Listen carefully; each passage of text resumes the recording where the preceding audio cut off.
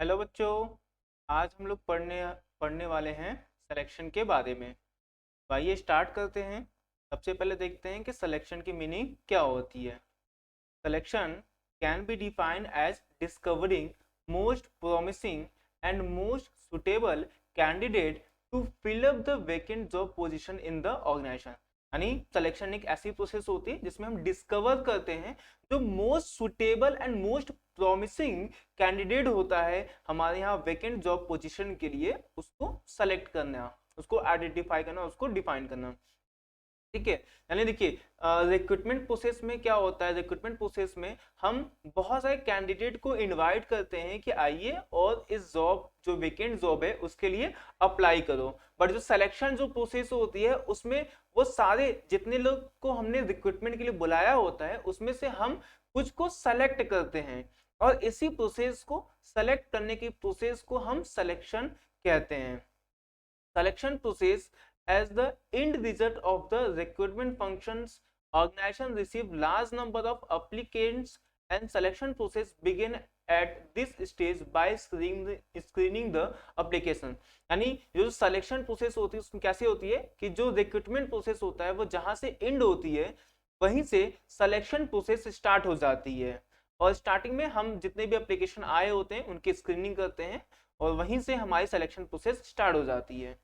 In selection, the number of rejected applicants is generally more than the selected candidate. That's why selection is considered as the negative process। क्योंकि selection में क्या होता है कि हम जितने अप्लीकेंट को सेलेक्ट करते हैं उससे तो कहीं ज्यादा अप्लीकेंट को हम रिजेक्ट कर देते हैं, इसलिए ये सिलेक्शन की प्रोसेस को हम नेगेटिव प्रोसेस कंसीडर करते हैं। इस सिलेक्शन प्रोसेस में कई सारे स्टेज होते हैं, कई सारे स्टेप्स होते हैं, तो इन स्टेप्स को हम बारी बारी देख लेते हैं। सिलेक्शन प्रोसेस में सबसे पहले जो होता है उसको हम कहते हैं प्रिलिमिनरी स्क्रीनिंग। यानी हमारे पास कैंडिडेट ने जो भी इंफॉर्मेशन दी है एप्लीकेशन फॉर्म में, जो भी अपना नाम, डेट ऑफ बर्थ, इवन जो अदर इंफॉर्मेशन प्रोवाइड की है, तो हम उस इंफॉर्मेशन के बेसिस पे हम कुछ अनक्वालिफाइड कैंडिडेट को डिस्क्वालीफाई कर देते हैं, हटा देते हैं। उसी प्रोसेस को हम प्रिलिमिनरी स्क्रीनिंग बोलते हैं कि preliminary screening is done to eliminate unqualified and misfit candidate based on the information supplied in the application form। अब जैसे एग्जांपल लेते हैं कि हमने कोई डॉक्टर की वैकेंसी कहीं पे निकली है, डॉक्टर या नर्स की कोई वैकेंसी निकली हुई है, और वहां पे किसी ऐसे पर्सन ने, किसी ऐसे कैंडिडेट ने अप्लाई किया है जो कि बीटेक किया हो या फिर बीकॉम किया हो, उसका दूर दूर तक कोई एमबीबीएस या किसी और नर्सिंग की डिग्री से कोई लेना देना नहीं है, लेकिन उसने भी वहां पे जॉब के लिए अप्लाई कर दिया है, तो उसके फॉर्म का कोई मतलब तो है नहीं है। तो प्रिलिमिनरी स्क्रीनिंग में हम जो इंफॉर्मेशन गिवन की जाती है कैंडिडेट के थ्रू, हम उसी इंफॉर्मेशन के बेस पे उनको छाड़ देते हैं, हटा देते हैं। इसी को हम बोलते हैं preliminary screening. Then after preliminary screening के बाद क्या होता है, सिलेक्शन टेस्ट होता है। यानी हम कुछ टेस्ट लेते हैं जिसके बिहाफ पे हम कैंडिडेट को सेलेक्ट करने का काम करते हैं। The organisation prefer to conduct written test to find out the practical knowledge of the candidate। The type of test to be conducted depend on the requirement of the organization। कि किस type का test लेना है ये depend करता है organisation के ऊपर। The company can go for own tailor made test. यानी कंपनी अपने हिसाब से जैसा चाहे वैसे टेस्ट ले सकती है। जनरली कुछ स्पेशल टाइप के टेस्ट होते हैं जिनके बारे में यहाँ दिया गया है, उसको भी पढ़ लेते हैं। एक होता है intelligent test. Intelligent test basically जो इंटेलिजेंस लेवल होता है उसको फाइंड आउट करने के लिए लिया जाता है। इंटेलिजेंट टेस्ट से पता लगता है कि जो पर्सन है, जो कैंडिडेट है, उसकी जजमेंट, उसकी डिसीजन कैपेसिटी कैसी है। जितना अच्छा आईक्यू लेवल होगा उतना अच्छा उसकी डिसीजन मेकिंग होगी। तो this kind of psychological test is used to measure the level of intelligence quotient of the individual। It is an indicator of judging a personal ability to take decisions and judgment। तो decision and judgement वो कैसे लेते हैं इसको checkout करने के लिए हम इंटेलिजेंसी टेस्ट लेते हैं। देन आफ्टर आता है सेकंड टेस्ट जिसको हम बोलते हैं एप्टीट्यूड टेस्ट। एप्टीट्यूड टेस्ट में क्या होता है, This test is conducted to find out the potential of learning new jobs in the candidate, कि जो कैंडिडेट है उसका पोटेंशियल न्यू जॉब को, किसी न्यू चीज को सीखने में कैसा है, कि वो पर्सन कितनी जल्दी नए चीजों को एक्वायर कर लेता है. How quickly the candidate can learn new skill and the new method. This test help us to know how to candidate will be performing in the future. क्योंकि हमारे जॉब में डे बाय डे कुछ ना कुछ technology upgrade होती रहती है, नई नई चीजें आती रहती हैं. तो एप्टीट्यूड टेस्ट के थ्रू हम ये चेक करते हैं कि हमारा जो पर्सन है, जो कैंडिडेट है, वो कितनी जल्दी नई नई चीजों को सीख लेता है. एंड आफ्टर थर्ड टेस्ट, जिसको हम बोलते हैं पर्सनालिटी टेस्ट, ये क्या होता है, पर्सन के बिहेवियर को मेजर करने के लिए पर्सनालिटी टेस्ट लिया जाता है. थोड़ा पढ़ते हैं इसके बारे में कि personality test is conducted to find out the human behaviour of the candidate. This test relates to intelligence, aptitude, attitude and the interest of the candidate. The psychological test helped in finding out the approach of the candidate, whether candidate having positive attitude or negative attitude. यानी हम personality test के through ये भी identify करते हैं कि जो person है उसका एटीट्यूड कैसा है, क्या वो पॉजिटिव मतलब पॉजिटिव थिंकर है या नेगेटिव थिंकर है. तो ये सारी चीजें हमें पर्सनालिटी टेस्ट के थ्रू मालूम चलती है. After the motivation level of the candidate is also tested through the psychological test. Personality test के थ्रू ही हमें उसका जो मोटिवेशन लेवल होता है वो भी हमें मालूम चलता है. देन आफ्टर फोर्थ टेस्ट का टाइप है जो किसको हम बोलते हैं ट्रेड टेस्ट. ये बेसिकली हम जो बिजनेस है वो उसके बारे में कैंडिडेट की क्या नॉलेज है इसको चेक करने के लिए ट्रेड टेस्ट लिया जाता है. This test is conducted to check the existing skills of the individual, यानी अभी उसके अंदर क्या क्या चीजें जो स्किल्स हैं वो कैसी हैं. This help to find the level of knowledge and proficiency in the area of profession, यानी जिस जॉब के लिए वो अप्लाई करने आया है तो उस जॉब से रिलेटेड उसके पास क्या नॉलेज है. तो इनकी ट्रेड टेस्ट के थ्रू हम ये सारी चीजें चेक करते हैं. अच्छा देखिए, एक चीज है कि एक ट्रेड टेस्ट है और एक एप्टीट्यूड टेस्ट है. इन दोनों में बेसिक डिफरेंस ये है कि जब हम एप्टीट्यूड टेस्ट की बात करते हैं तो हम यहाँ पे ये देखते हैं कि जो कैंडिडेट है वो न्यू स्किल्स को कैसे एक्वायर कर सकता है, कितनी जल्दी वो एक्वायर कर लेगा. बट ट्रेड टेस्ट के थ्रू हम ये देखते हैं कि जो उसकी एग्जिस्टिंग लेवल है, जो एग्जिस्टिंग स्किल्स है वो कैसी है. ये चीज दी गई यहाँ पे कि difference between trade test and the aptitude test is that trade test help to identify present skills of the person, while aptitude test help to measure potential और ability to acquire skills in the futures. तो ये difference होता है trade test and aptitude test में. Then after एक fifth type का test भी होता है जिसको हम बोलते हैं इंटरेस्ट टेस्ट. ये जनरली इसलिए कंडक्ट किया जाता है कि जो पर्सन है, कैंडिडेट है, उसका किस जॉब में इंटरेस्ट है इसको फाइंड आउट करने के लिए किया जाता है. This test is conducted to find out the type of job in which candidate more interested, as all the people have fascination for the some job than others. यानी बहुत से पीपल्स होते हैं जिनका किसी एक पार्टिकुलर जॉब के से रिलेटेड बहुत ज्यादा फैसिनेटेड होते हैं वो, तो उसी को फाइंड आउट करने के लिए हम इंटरेस्ट टेस्ट लेते हैं. तो ये सारे जो होते हैं वो कुछ टेस्ट होते हैं जिनको सिलेक्शन प्रोसेस में यूज कर सकते हैं.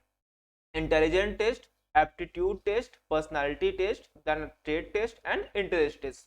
तो देखिए ये दो स्टेप्स तो हो गए कि सबसे पहले स्टाफिंग करने सिलेक्शन प्रोसेस में हम प्रिलिमिनरी स्क्रीनिंग करते हैं, देन आफ्टर सिलेक्शन टेस्ट करते हैं. हम आ जाते हैं अब थर्ड स्टेप पे जो कि है एम्प्लॉयमेंट इंटरव्यू. अब हमने सिलेक्शन टेस्ट तो ले लिया है, तो preliminary screening and selection test के बिहाफ पे हम कुछ कैंडिडेट को इंटरव्यू के लिए सेलेक्ट कर लेते हैं.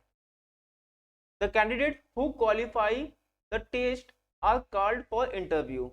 To conduct the final interview a panel of expert is called. एक पैनल ऑफ कुछ ग्रुप ऑफ पर्संस होते हैं जो कि अपने अपने फील्ड के एक्सपर्ट होते हैं, उनको हम इंटरव्यू लेने के लिए कॉल करते हैं, बुलाते हैं. The consultants who are specialised in their field ask questions from the candidate to test his professional or specialized knowledge related to the job. यानी वो जो ग्रुप ऑफ पर्सन्स होता है, जो पैनल होता है, वो अपने अपने फील्ड से रिलेटेड क्वेश्चन को पुटअप करता है।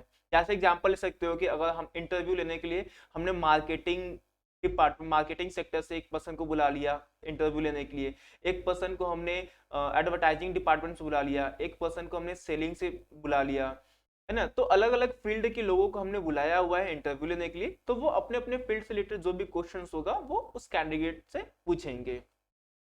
The interview has many advantages over written test because interview you can find out the confidence level of the candidate along with the professional knowledge। यानी इंटरव्यू जो होता है वो इंपॉर्टेंट होता है क्योंकि इससे आपकी कैंडिडेट की जो कॉन्फिडेंस लेवल होता है वो मालूम चल जाती है। देखिए रिटेन टेस्ट के थ्रू तो प्रोफेशनल नॉलेज की, उसके पास क्या नॉलेज है, ये सारी चीजें आपको मालूम चल जाती है, बट वो उस नॉलेज को कैसे अप्लाई करता है, वो उस नॉलेज को कैसे प्रेजेंट करता है, ये सारी बातें हमें इंटरव्यू में मालूम चलती है। वो कहा जाता है ना कि इंटरव्यू में तो आपकी नॉलेज नहीं चेक की जाती है, बल्कि आप उस नॉलेज को कैसे प्रेजेंट करते हो, ये सारी चीजें हम इंटरव्यू में चेक करते हैं।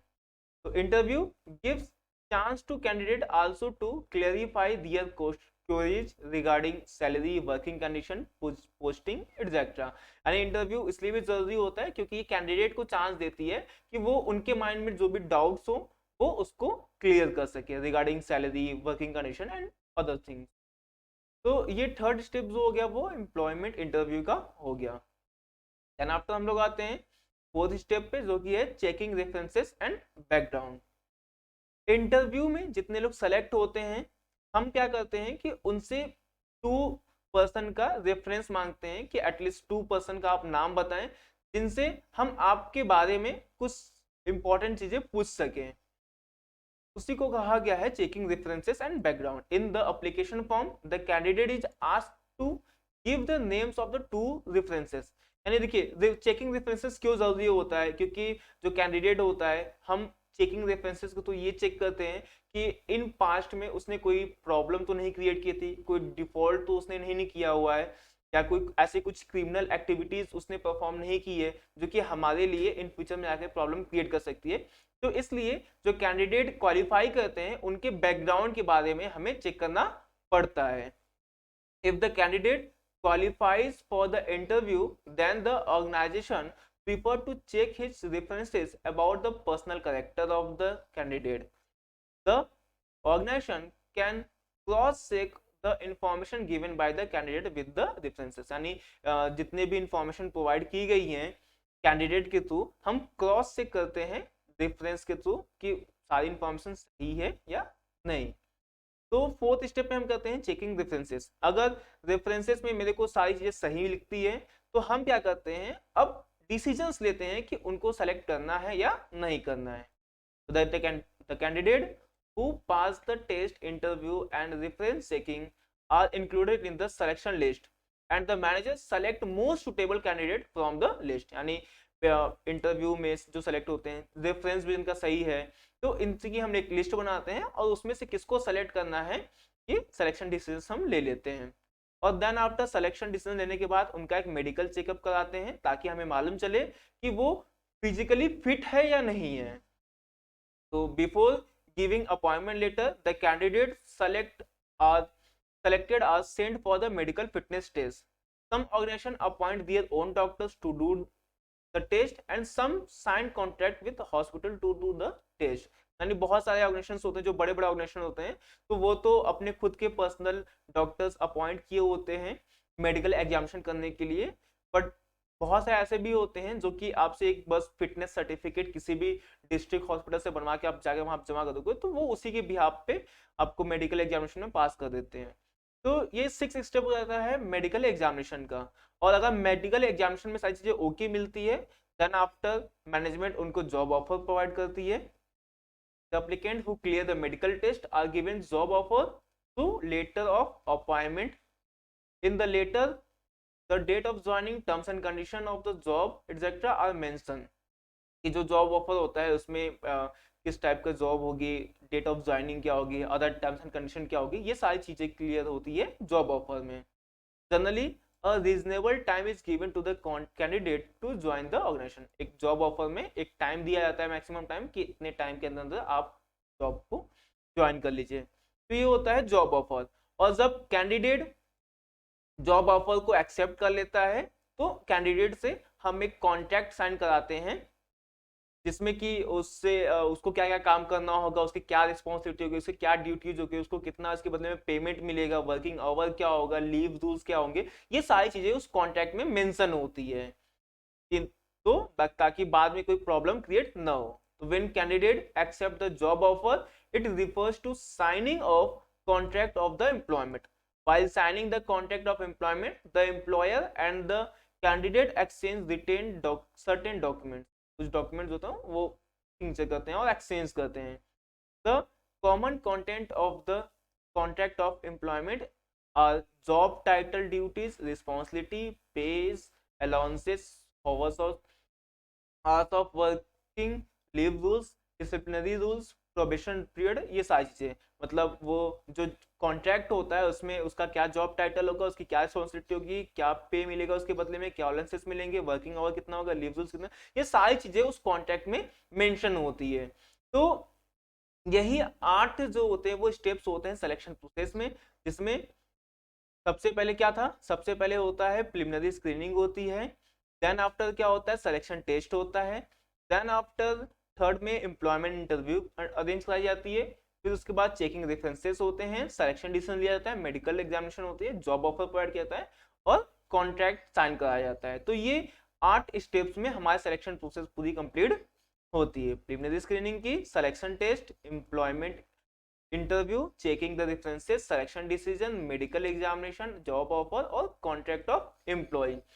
यहाँ पे एक डायग्राम के थ्रू भी ये सारी प्रोसेस को, सिलेक्शन प्रोसेस को डिटरमाइन बताया गया है। इसको भी देख लेते हैं एक बार, कि सबसे पहले तो इंटरव्यू होती है, प्रिलिमिनरी इंटरव्यू, यानी वही स्क्रीनिंग वाली कॉन्सेप्ट बोला गया है। स्क्रीनिंग होती है, स्क्रीनिंग में अगर सही नहीं है तो उसको रिजेक्ट कर दिया जाता है, और अगर ओके है तो उसको अलग से कोई फॉर्म लेकर के टेस्ट के लिए बुला लिया जाता है। टेस्ट अगर ओके नहीं हुआ तो उसको रिजेक्ट कर देंगे, हम हटा देंगे, पर अगर टेस्ट ओके होगा तो उसको फाइनल इंटरव्यू के लिए हम कॉल करते हैं। फाइनल इंटरव्यू अगर ओके नहीं है तो उसको रिजेक्ट कर देंगे, नहीं तो उसको उसके रेफरेंस को चेक करने के लिए उसको बुला लेंगे। देन आफ्टर रेफरेंस चेकिंग में अगर सही नहीं हुआ तो उसको रिजेक्ट कर देंगे, और रेफरेंस चेकिंग में अगर सही है तो हम सिलेक्शन डिसीजन ले लेते हैं, और देन आफ्टर मेडिकल टेस्ट उसका लेते हैं। अगर मेडिकल टेस्ट में अगर वो सही नहीं हुआ तो उसको रिजेक्ट कर देते हैं उसके एप्लीकेशन फॉर्म को, अगर सही है तो उसको जॉब ऑफर हम प्रोवाइड कर देते हैं, और then after job offer provide करने के बाद उससे कॉन्ट्रैक्ट को हम साइन करा लेते हैं। तो ये हुई हमारी पूरी सिलेक्शन प्रोसेस।